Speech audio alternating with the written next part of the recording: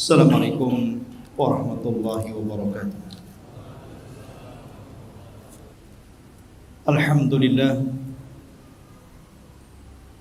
Alhamdulillahilladzi arsala rasulahu bil huda wa dinil haq liyudhhirahu 'alad dini kullihi wa kafa billahi shahida wa kafa billahi wakila. Asyhadu an la ilaha illallah wahdahu rabbi la syarika lah wa asyhadu anna Muhammadan 'abduhu wa rasuluhu alladzi la nabiyya ba'dah. Qala Allah 'azza wa jalla ya ayyuhalladzina amanu taqullaha haqqa tuqatih wa la tamutunna illa wa antum muslimun. Fa inna asdaqal hadithi kitabullah wa khairal huda huda Muhammadin sallallahu alaihi wasallam wa syarrul umuri muhdatsatuha wa kullu muhdatsatin bid'ah wa kullu bid'atin dhalalah wa kullu dhalalatin finnar. Ma'asyiral muslimin yang dimuliakan Allah Subhanahu wa taala, alhamdulillah pada malam hari ini dengan izin Allah Subhanahu wa taala kita bisa kembali berkumpul di Masjid Jabal Arafah ini. Dan tema pada malam hari ini sebagaimana sudah disebar tentang kisah nabi-nabi yang dibunuh oleh kaumnya. Ma'asyiral muslimin yang dimuliakan Allah Subhanahu wa taala, Nabi sallallahu alaihi wasallam pernah bersabda, inna asyaddal bala indallahil anbiya. Sesungguhnya yang paling dahsyat dari ujian yang Allah Subhanahu wa taala berikan kepada manusia, yang pertama adalah para nabi. Tsummal amsalu fal amsal. Baru kemudian di bawah nabi dan di bawahnya lagi. Dari sini menunjukkan bahwa para nabi dan rasul sengaja Allah Subhanahu wa taala timpakan ujian yang lebih berat dibandingkan yang lainnya, karena mereka akan dijadikan qudwah, akan dijadikan teladan oleh umat manusia. Sehingga wajar ketika mereka diberikan musibah oleh Allah, umat bisa melihat kesabarannya. Dari situlah mereka layak untuk dicontoh dan diikuti. Ma'asyiral muslimin yang dimuliakan Allah Azza wa Jalla, tetapi dengan hikmah yang Allah Subhanahu wa taala berikan kepada manusia, tidak ada satupun rasul dari rasul-rasul ulul azmi minar rusul yang mati dibunuh. Dan itulah isyarat daripada perkataan Hasan al-Basri rahimahullahu ta'ala, ma qutila ahadun min rusulin min ashabis syariah.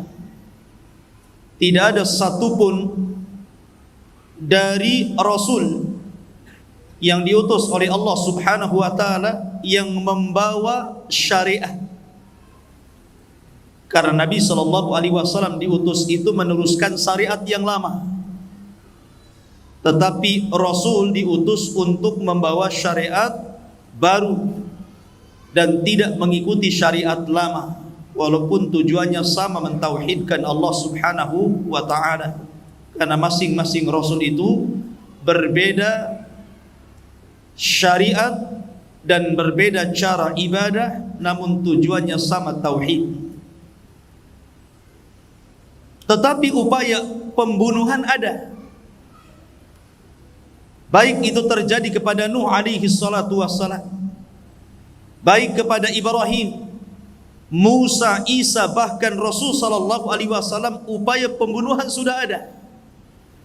Tetapi Allah tidak takdirkan mereka mati dibunuh. Nuh alaihi salatu wassalam sampai mengatakan, Rabbi inni maghlubun fantasir. Ya Rabb, aku hampir-hampir terkalahkan. Karena ketika itu kaumnya Nuh alaihi salatu wassalam sudah mulai membidik Nuh alaihi salatu wassalam untuk dibunuh. Sudah jadi target. Makanya dia mengatakan fantasir, tolong aku. Maka Allah subhanahu wa ta'ala menolong Nuh alaihi salatu wassalam.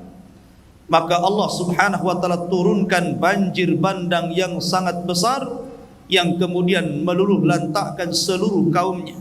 Yang selamat hanya Nuh dan sedikit pengikutnya. Begitu juga Ibrahim. Upaya pembunuhan sudah ada. Bahkan Ibrahim alaihi salatu wassalam nyata-nyata dilempar ke dalam api. Tetapi Allah subhanahu wa ta'ala takdirkan Ibrahim tidak mati. Bahkan Allah subhanahu wa ta'ala berfirman, Qul ya naru kuni bardan wa salaman ala Ibrahim. Katakan ya Ibrahim kepada api, jadilah kau dingin. Jadilah kau dingin dan selamatkan Ibrahim. Maka api menjadi dingin dan Ibrahim terselamatkan dan tidak jadi mati dibunuh. Nabi Musa alaihi salatu wassalam sama, dikejar-kejar oleh pasukan besar Fir'aun loh ya. Seluruh pasukannya dibawa, langsung dipimpin oleh Fir'aun untuk mengejar Musa alaihi salatu wassalam dan orang-orang lemah dari Bani Israel yang mengikutinya.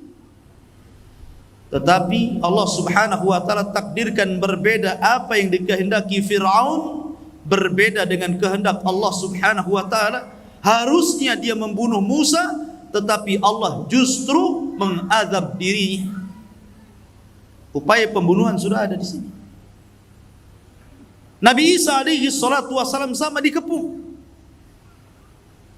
oleh pasukan kerajaan. Tetapi Allah subhanahu wa ta'ala selamatkan Isa.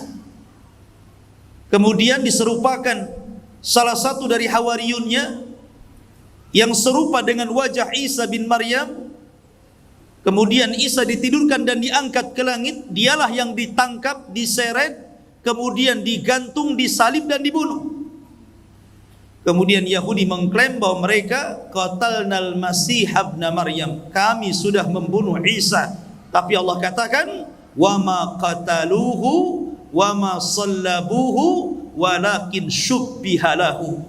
Mereka tidak membunuhnya, mereka tidak menyalibnya, bahkan yang dibunuh dan disalib itu yang diserupakan dengannya, kata Allah. Nabi juga sama, ada upaya pembunuhan, bahkan berkali-kali. Ketika hijrah dikepung rumahnya, tapi Nabi selamat. Ketika perang Khaybar, Nabi SAW diracun oleh seorang wanita Yahudi, tapi Nabi SAW selamat. Reaksi racun itu baru kemudian, udah lama tuh, tidak langsung meninggal ketika itu. Kemudian di Uhud banyak upaya-upaya pembunuhan kepada Nabi SAW, tapi Allah subhanahu wa ta'ala tidak menjadikan Rasul dibunuh, tetapi Rasul meninggal karena sakit. Dari sini ma'asyiral muslimin yang dimuliakan Allah azza wa jalla, tidak ada satupun ulul azmi minar Rasul mati dibunuh. Tetapi pembunuhan ini terjadi kepada para nabi, dan umumnya adalah nabi-nabi yang diutus kepada Bani Israel.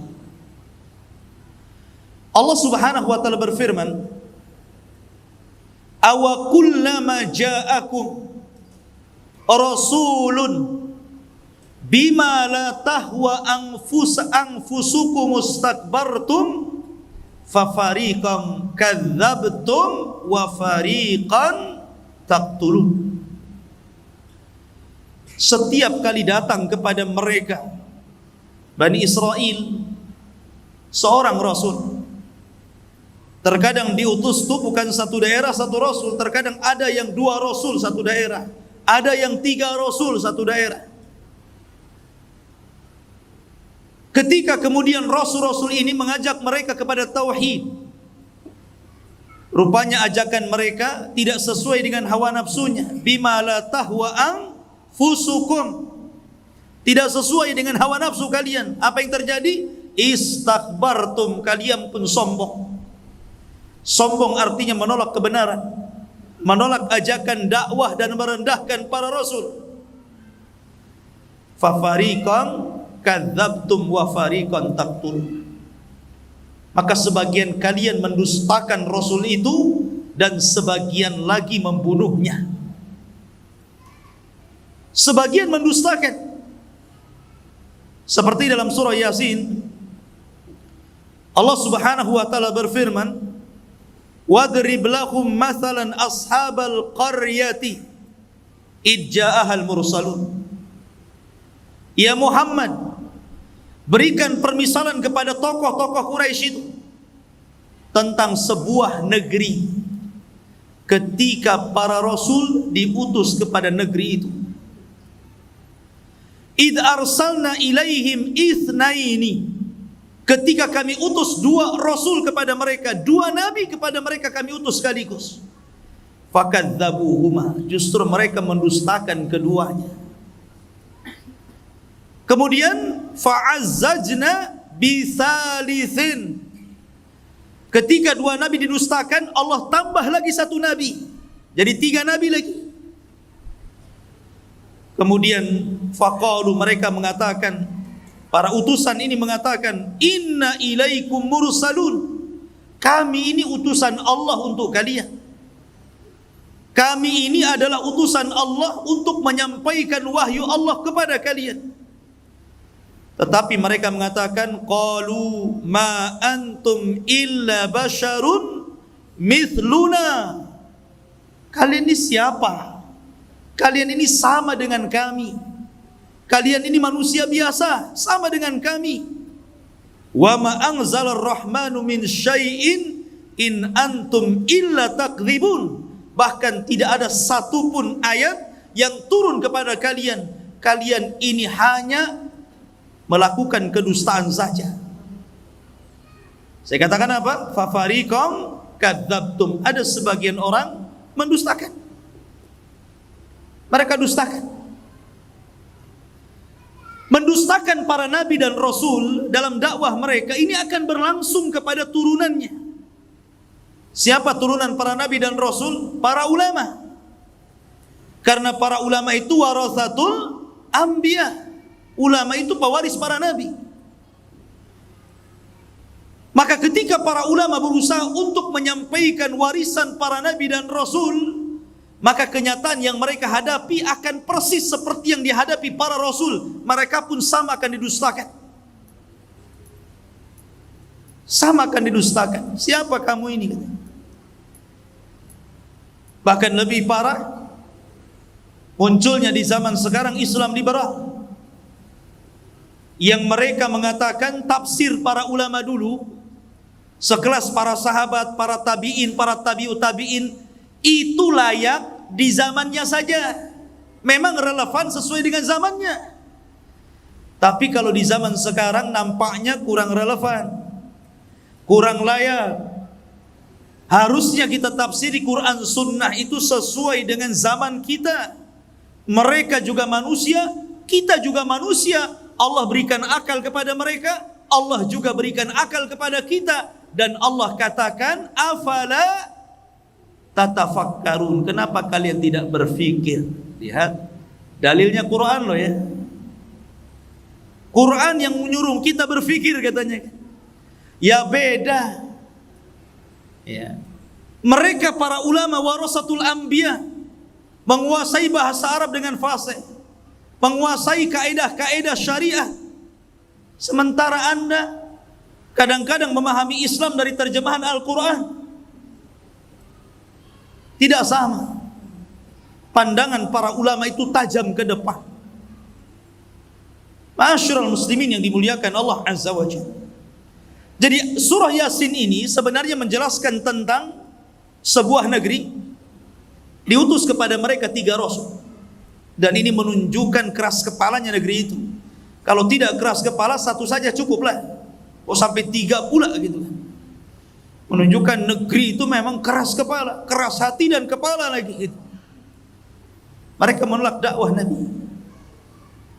Sehingga kemudian ketika mulai mereka berani kepada 3 nabi ini dan hendak bukan hanya sekedar mendustakan dan hampir-hampir membunuh mereka, rupanya Allah Subhanahu wa taala takdirkan ada juga yang membela para nabi itu. Kemudian dijelaskan wa jaa min aqsal madinati rajulun yas'a. Rupanya ada satu anak muda, dalam riwayat dia seorang penjahit. Dia beriman kepada dakwah 3 utusan ini, berusaha untuk mencegah kaumnya jangan sampai menyakiti 3 nabi itu. Kemudian mengatakan, ya qaumi ittabi'ul mursalin ittabi'u ma la yas'alukum ajra wa hum muhtadun ma liya la a'budu alladhi fatarani wa ilaihi turja'un.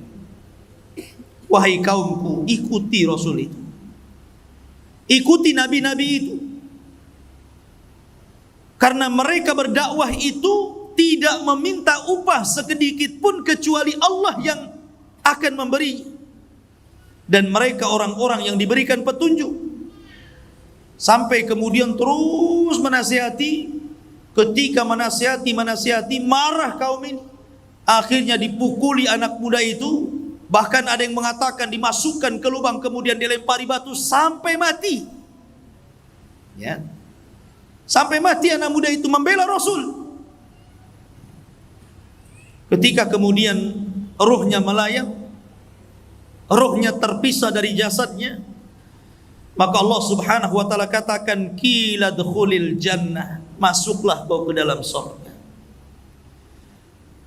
Kemudian ketika ruh anak muda yang membela Rasul itu sudah di sorga, apa katanya? Masih sempat dia menyayangkan kaumnya dan mengatakan qala ya laita qaumi ya'lamun bima ghafara li rabbi wa ja'alani minal mukramin.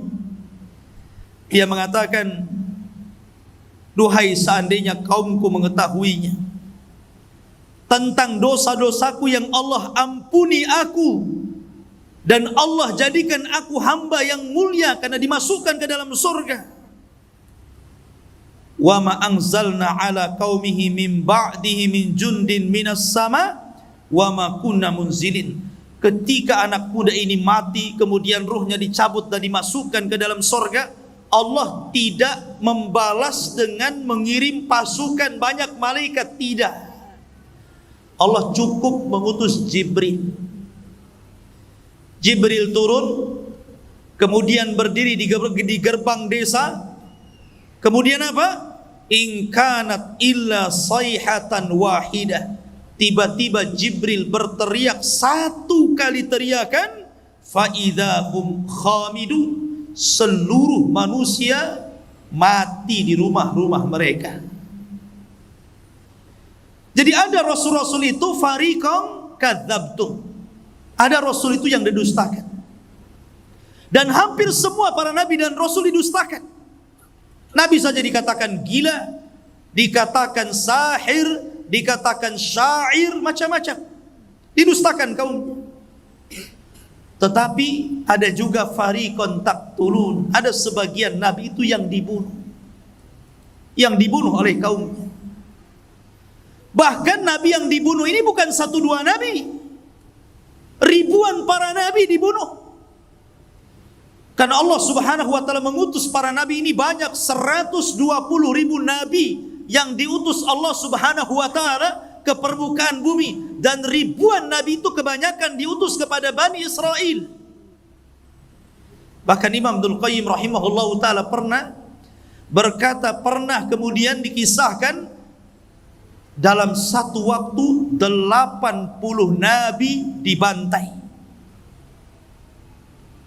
Bahkan ada juga azhar yang saya baca, wallahu alam riwayatnya, pada masa Nabi Ilyas alaihi salatu wassalam 10.000 nabi dibantai. Dan yang ingin saya ceritakan, yang menarik kita ceritakan tentang pembunuhan para nabi dan kaumnya ini adalah seorang nabi dari anak seorang nabi, anak dan bapak dua-duanya dibantai. Ma'asyiral muslimin, siapa nabi itu? Pertama Zakaria dan putranya Yahya, dua-duanya dibantai. Bagaimana kisahnya? Ma'asyiral muslimin yang dimuliakan Allah Subhanahu wa taala, kita tahu bahwa kalau kita cerita tentang Nabi Zakaria ataupun Nabi Yahya, berarti kita terbayang dengan Baitul Maqdis. Karena kedua nabi ini adalah orang yang memakmurkan Baitul Maqdis, hidup di zaman Nabi Isa alaihi salatu wassalam. Karena kelahiran Yahya itu hanya beda 3 bulan dengan Nabi Isa. Yahya dulu baru Isa. Artinya bahwa ketika itu hidup 3 nabi, Zakaria, Yahya, Isa. Tetapi berbeda-beda daerah. Kalau Yahya itu ditugaskan di Urdun, mungkin sekarang disebut dengan Yordania, masih daerah Syam.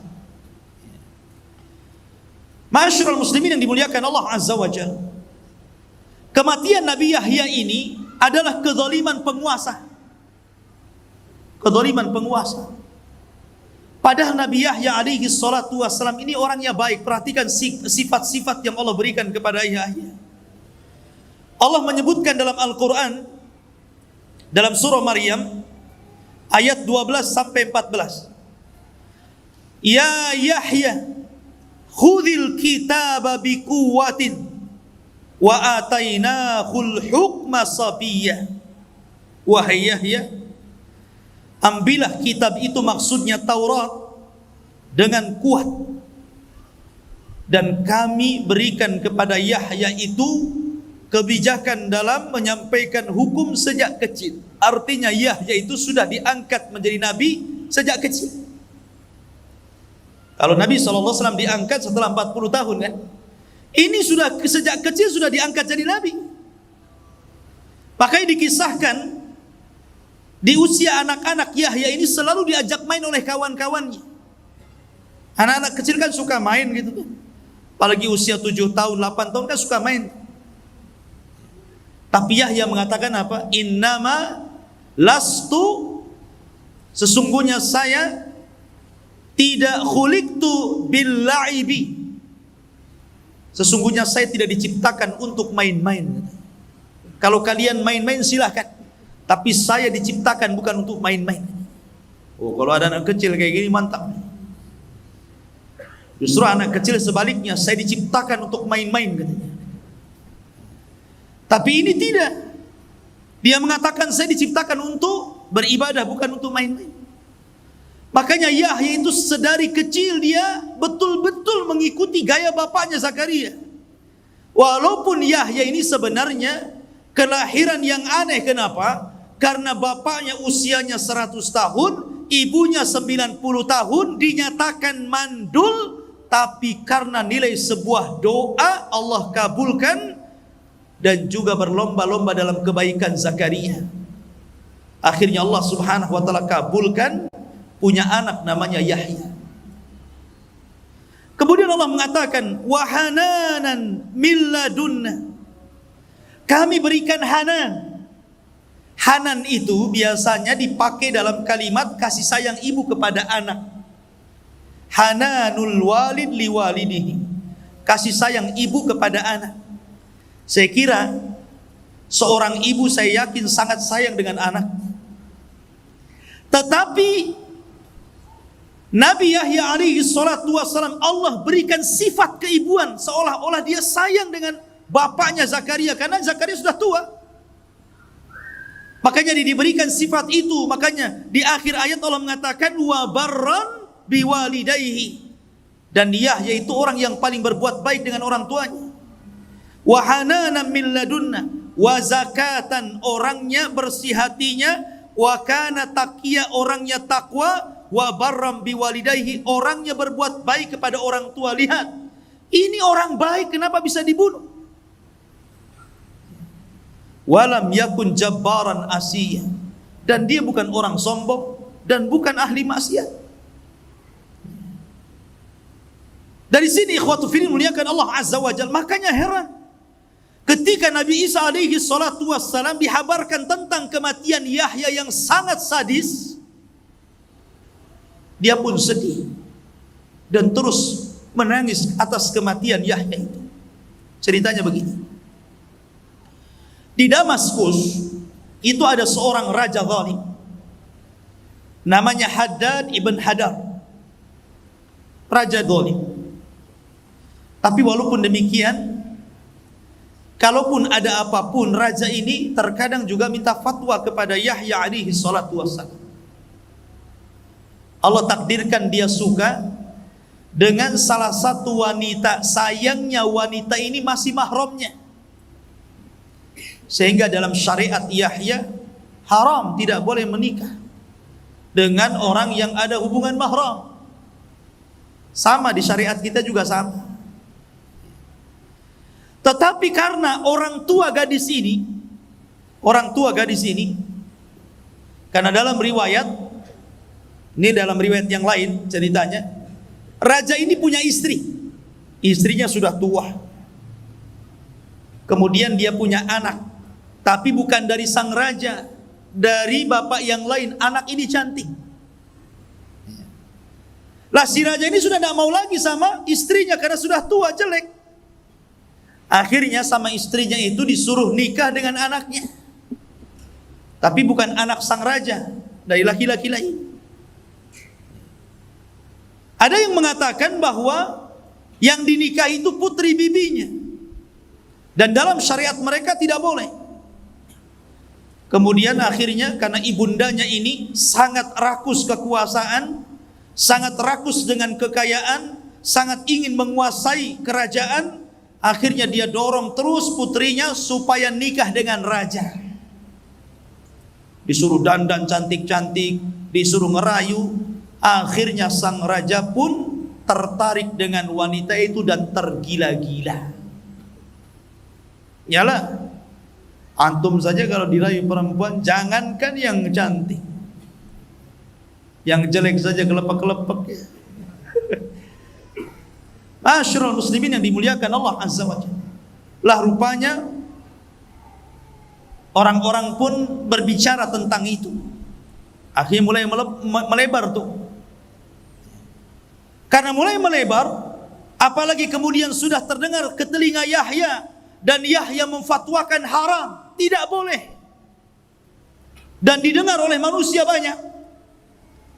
Akhirnya kemudian mereka pun meminta fatwa kepada Yahya. Kenapa tidak ke Zakaria? Karena Yahya itu dikenal kelembutannya. Dia nggak mau ke Zakaria, ke bapaknya, dia mau ke anaknya. Tapi namanya hukum tidak kenal keras atau lembut. Kalau haram ya haram. Mau ngomong haram ataupun haram, sama saja. Itu kan hanya kata teriak dengan kata lembut saja kan. Tetap saja haram. Kemudian akhirnya karena sudah diharamkan oleh seorang nabi, wanita ini kemudian tidak mau dinikahi. Tapi sang raja sudah tergila-gila masalahnya. Dia tetap ingin mau menikahi wanita itu. Disinilah dimainkan oleh siasat wanita busuk itu.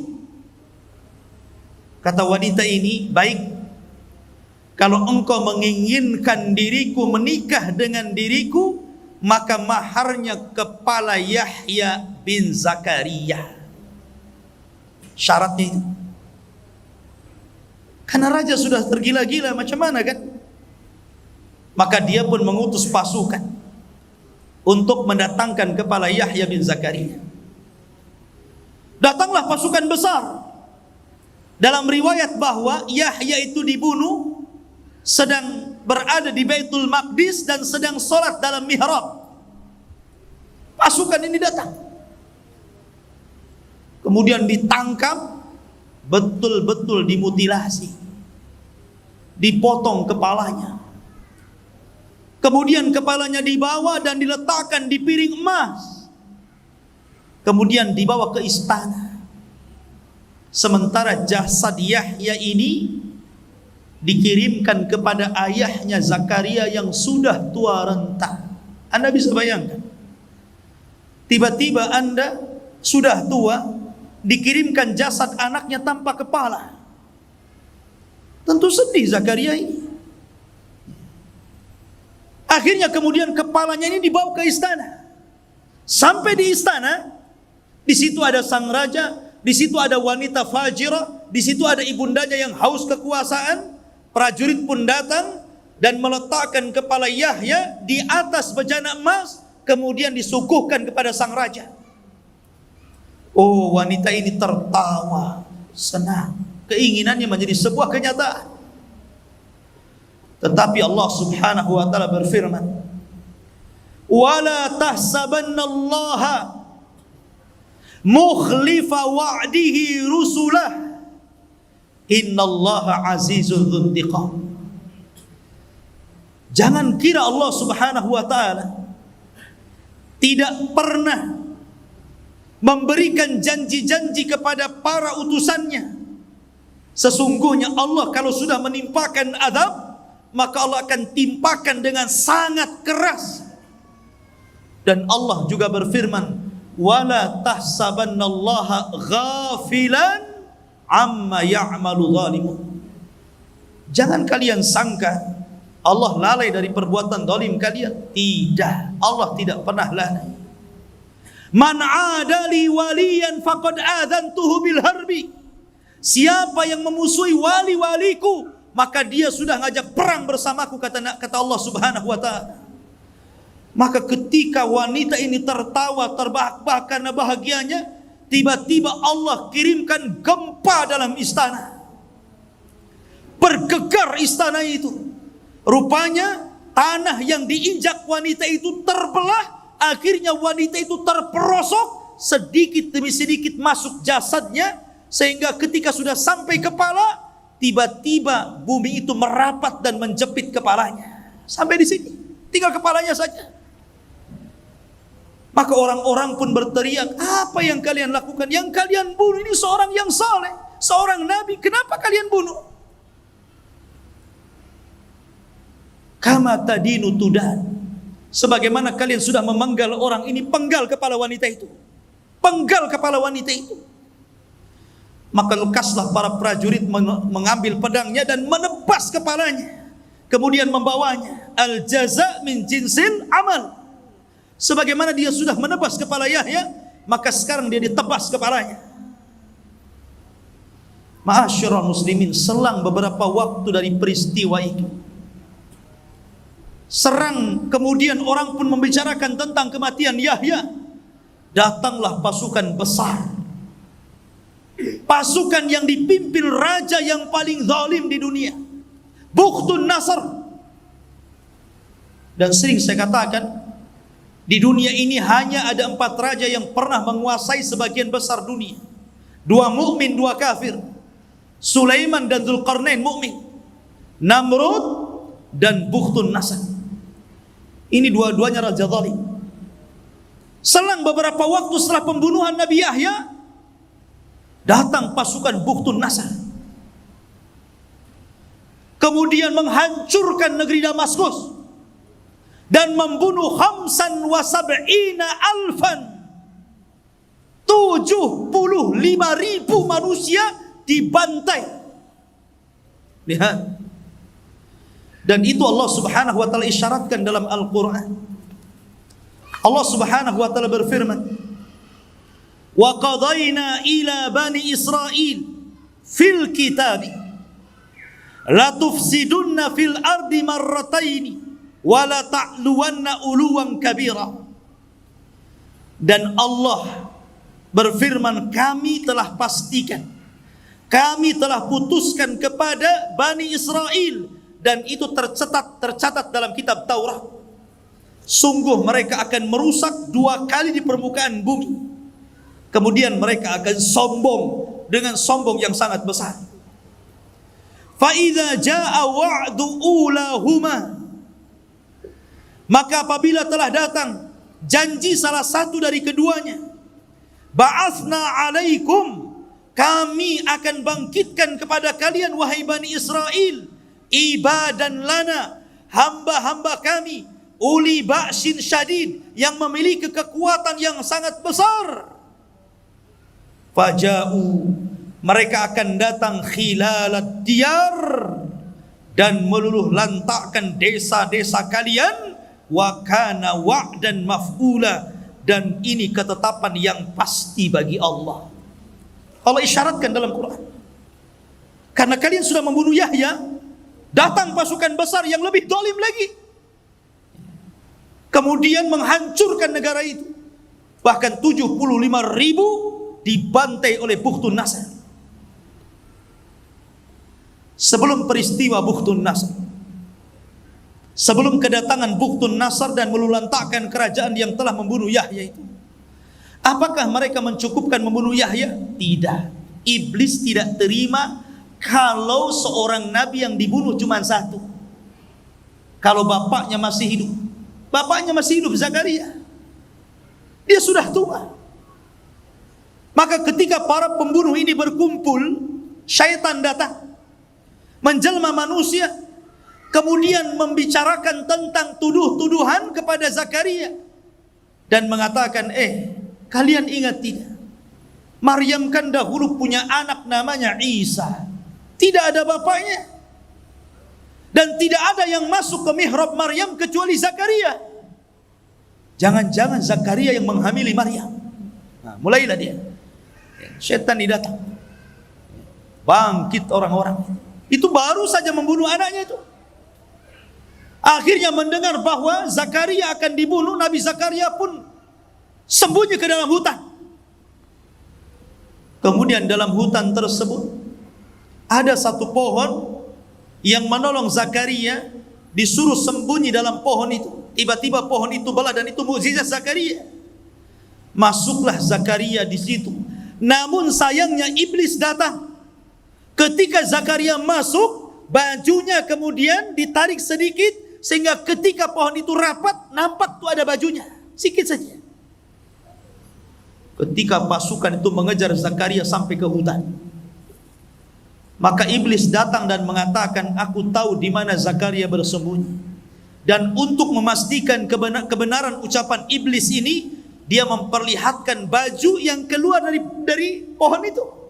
Itu dia di situ. Dari sinilah maka para prajurit membawa gergaji. Dari situlah kemudian mereka memotong pohon itu persis di lambungnya sih.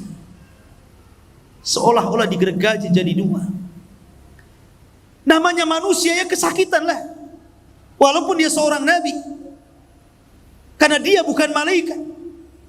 Zakaria sempat dia kemudian berteriak kesakitan. Tetapi Allah Subhanahu wa taala berfirman, ya Zakaria, kalau engkau terus berteriak karena kesakitanmu, la khusifa bihimul ardu, tentu bumi akan ditimpakan kepada mereka untuk menelannya. Setelah Zakaria tahu kalau dia sampai terus meneriakkan rasa sakitnya, kaumnya akan ditelan bumi dan akan ditelan oleh bumi yang sangat besar ini, maka dia tutup lisannya dengan bajunya supaya jangan berteriak. Kenapa? Rahmatan li ummatihi, karena masih punya kasih sayang dengan umatnya.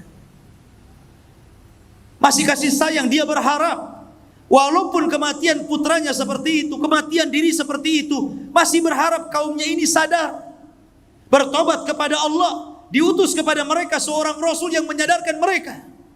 Dan ini mulianya Zakaria yang patut dicontoh siapapun. Ketika kabar kematian keduanya sampai kepada Isa, Isa sedih. Rupanya Apakah sampai kematian Zakaria selesai? Tidak. Mereka pun membidik Isa. Akhirnya mereka mengirim pasukan. Jadi ini bukan semata-mata mahar wanita itu. Di balik itu ada kekuasaan politik. Sudah bukan cerita mahar lagi. Ini cerita politik di dalamnya. Memang dari dulu mereka benci para nabi dan rasul. Maka mereka mulai membidik Nabi Isa bin Maryam. Mereka kirim pasukan.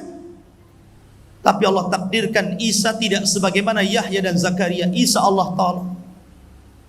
Karena dia adalah pembawa syariat baru, bukan seorang nabi. Allah harus menjaga syariatnya. Jangan sampai terputus dan tidak sampai kepada umatnya. Maka Isa tetap tidak dibunuh dan Allah angkat yang dibunuh orang yang diserupakannya. Barulah setelah kejadian itu semua, karena begini, rusaknya Bani Israel itu setelah wafatnya Zakaria. Yang sebelumnya putranya Yahya. Itu menjadi rusak tuh Bani Israel itu. Makanya kerusakan itulah didatangkan Bukhtun Nasr. Bukhtun Nasr inilah yang kemudian menghancurkan Syam, Damaskus, sampai kota Palestina ini dihancurkan semuanya. Sampai 75.000 dibantai, anak-anak, wanita, orang tua, semua dibantai, tidak dibiarkan hidup. Dan orang-orang Yahudi yang berhasil lari tidak banyak, yang berhasil ditangkap jadi budak. Jadi budaknya Bukhtun Nasr. Dan itu Allah hinakan.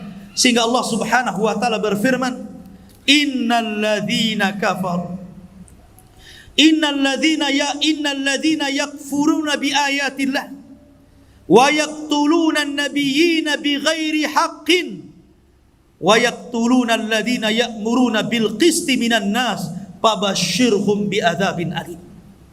Sesungguhnya orang-orang yang kufur dengan ayat-ayat Allah dan membunuh para nabi tanpa ada sebab yang benar, dan membunuh orang-orang yang memerintahkan keadilan dari manusia, habar gembirakan kepada mereka dengan azab yang pedih. Dalam ayat yang lain, tadi Al-Imran ayat 21, dan Allah mengatakan dalam surah Al-Baqarah 61, wa dzuribat alaihimudz dzillatu wal maskanatu wa ba'u bi ghadabin minallah. Ditimpakan kepada mereka Bani Israel kehinaan, kenistaan, kemurkaan dari Allah. Kenapa? Dzalika bi annahum kanu yakfuruna bi ayatillah. Karena mereka kufur dengan ayat-ayat Allah. Wa yaqtuluna an-nabiyyina bighairil haqq, dan mereka membunuh para nabi tanpa sebab yang benar. Allah timpakan kehinaan kepada mereka. Ikhwan, dan sampai hari ini orang-orang Yahudi itu memang seperti itu. Mereka bangga dengan membunuh para nabi itu, mereka bangga, sangat bangga. Dan Allah mengatakan, la tajidanna asyaddan nas adawatan lilladzina amanul yahud. Tidak ada manusia yang paling keras permusuhannya kepada orang-orang yang beriman melebihi orang-orang Yahudi. Tidak ada. Orang-orang Yahudi itu, mereka memang menghalalkan darah di luar kelompok mereka, di luar agama mereka. Walang tarda ankal yahud walan nasara. Tidak akan ridho orang-orang Yahudi. Yahudi dulu baru Nasrani. Kepada siapa? Kepada kita. Hatta tattabi'a millatahum, sampai kita tunduk dengan ajaran mereka. Tidak, kita tidak mau tunduk. Dan di akhir zaman, Nabi SAW mengisyaratkan bahwa kita akan berperang melawan mereka, karena mereka adalah para pengikut Dajjal. Dajjal diikuti 70.000 Yahudi Asfahan. Dan kelak karena mereka sudah membunuh para nabi, Isa bin Maryam akan bangkit membunuh Dajjal dan pasukannya akan membunuh mereka. Ma'asyiral muslimin yang dimuliakan Allah Azza wa Jalla. Dan banyak lagi kisah-kisah para nabi. Ini yang masyhur kita ceritakan, karena nabi-nabi itu banyak diceritakan, ribuan para nabi. Cuman sayang 25 nabi dan rasul yang 18 nama disebut dalam surah Al-An'am dan lebihnya di surah-surah yang lainnya, itu pun tidak secara detail Al-Quran menceritakan. Ada sebagian nabi yang disebut nama tapi tidak ada ceritanya. Tapi ada nabi dari awal sampai akhir diceritakan. Ada nabi global saja diceritakan. Tapi yang jelas bahwa Al-Quran ingin mengatakan kepada kita, la nufarriqu baina ahadin mir rusuli. Kita tidak boleh membeda-bedakan para nabi dan rasul kepada siapapun mereka diutus Allah Subhanahu wa taala. Wallahu a'lam bissawab. Mudah-mudahan ada manfaatnya.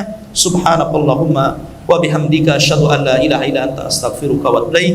Allahu ta'ala. Assalamualaikum warahmatullahi wabarakatuh.